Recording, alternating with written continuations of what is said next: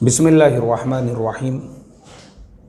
ये ईमेल हैदराबाद तेलंगाना से एक नौजवान ने पूछा है। उनका सवाल ये है कि हज़रत क्या हायर एजुकेटेड पढ़ी हुई लड़की से शादी कर सकते हैं या नहीं।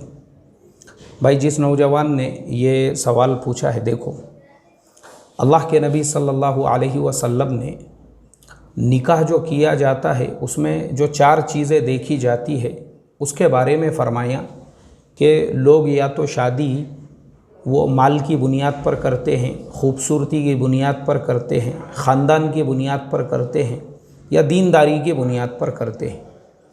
4 चीज़ें देखी जाती है तो अल्लाह के नबी ने फ़रमाया कि तुम दीनदारी को तरजीह दो। लड़की का हायर एजुकेटेड होना या लो एजुकेटेड होना ये मायने नहीं रखता है। असल जो चीज़ मायने रखती है वो है दीनदारी। वो लड़की चाहे हायर एजुकेटेड हो, पोस्ट ग्रेजुएट हो, पीएचडी हो, उससे कोई मतलब नहीं है, लेकिन वो दीनदार है, बाशरा है, पर्दे की पाबंद है, नमाज़ों की पाबंद है, उसके घर का माहौल अच्छा है, तो बिल्कुल आप ऐसे लड़की से निकाह कर सकते हो, कोई हर्ज नहीं है। असल जो चीज़ है, असल वो है दीनदारी। अल्लाह अमल की तौफीक अता फ़रमाए। अस्सलामु अलैकुम वरहमतुल्लाहि व बरकातुहू।